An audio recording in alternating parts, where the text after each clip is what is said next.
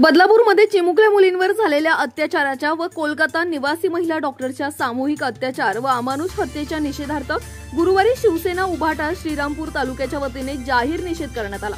दोषीला कठोरातील कठोर शिक्षा करावी हा रोष यावेळी जनतेच्या मनात दिसून आला। अशा नराधमांना फाशी द्यावी अशी मागणी करून तिघाडी सरकारचे करायचे काय, खाली डोके वर पाय अशी घोषणाबाजी शिवसैनिकांनी प्रशासकीय कार्यालय दणाणून सोडले। निषेध व्यक्त केला। यावेळी तालुक्यातील शिवसेनेचे पदाधिकारी, महिला आघाडी, असंख्य शिवसैनिक व नागरिक सहभागी झाले होते।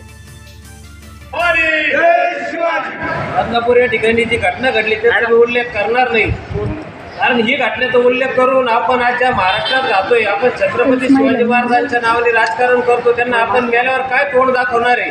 अशा राज्यात जिथे शिवाजी महाराजांचा जन्म झाला तिथं अशा घटना घडतायत। या घटनेची सर्वात मोठी अडचण अशी की ती बदलापूरची घटना उघडी झाली। ठाण्यामध्ये तेच घडलंय, नागपूरला तेच घडलं, संगमनेरला तेच घडलं, पुण्याला तेच घडलं, उत्तर प्रदेशमध्ये तेच घडलं। अचानक हा सगळा सुळसुळाट उठला कुठून? याचं महत्त्वाचं कारण असतं, ज्यावेळेस एक निंदे सरकार किंवा प्रशासन कमजोर असतं त्यावेळेस या घटनांचा एक मोठा उद्रेक होतो। आता ही घटना घडली, 8 दिवस गुन्हा दाखल नाही करून घेतला। अडचण कुठं चालू होती? एखादी घटना घडते ती कोणी स्पॉन्सर करत नाही, पण तर तुम्ही 8-10 दिवस गुन्हे दाखल करून घेत नाही, त्यावेळेस सरकारचा हस्तक्षेप आहे असं आपल्याला दिसायला लागतं। एवढी मोठी घटना घडते, 8-8 दिवस तुम्ही गुन्हे दाखल करत नाही, याचा अर्थ तिथं 100% भाजप पुरस्कृत शाळा होती, त्यामुळे तो गुन्हा दाखल झाला नाही। नगराध्यक्ष मिंदे गटाचा होता म्हणून गुन्हा दाखल झाला नाही। पोलीस प्रशासन हे पूर्णपणे या मिंदेंना संरक्षण देण्यात, यांच्या कार्यक्रमात, यांच्या पुढं करण्यात, महाराष्ट्रभर यांनी जे गुंड पक्षात घेतले त्यांचे संरक्षण करण्यात वैतागलेले आहेत। पोलीस प्रशासनाला कामच करून दिलेलं जात नाही।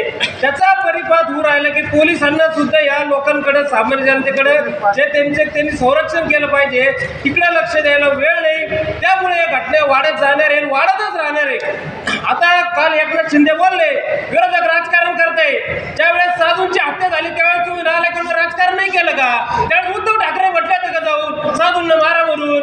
उद्धव ठाकरेंनी 24 तासाच्या आरोपी अटक केली, जेलमध्ये घातले। तुम्ही 8-8 दिवस गुन्हे दाखल करत नाही, आरोप करून तुम्हाला लाज कशी वाटत नाही?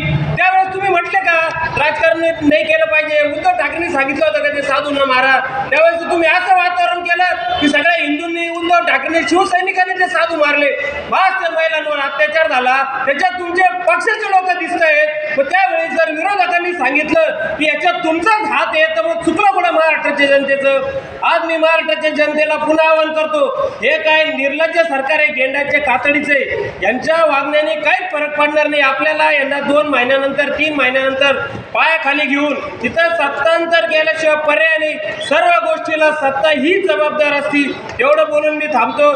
त्या चिमुरड्यावर जो अत्याचार झाला त्या अत्याचाराविरोधात शिवसेना शहर व तालुक्याच्या वतीने इथे जे सर्व पदाधिकारी आले, शिवसैनिक आले, माता, महिला, भगिनी आल्या, यांच्या वतीने सर्वांचे अभिनंदन करतो। आणि इथून पुढे आपण जर काही संघर्षशील आंदोलन केले त्यावेळेस सर्वांनी एकत्र राहा। संजू भाऊ छल्लारे यांनी सुद्धा खूप चांगलं मार्गदर्शन केलं, बरेच मुद्दे मांडले। आणि मी सर्वांना विनंती करतो अशाच बसा, फक्त 2-3 जण उभे राहतील, PI साहेबांना आपण निवेदन देऊ आणि मग हे आंदोलन संपलं असं मी जाहीर करतो।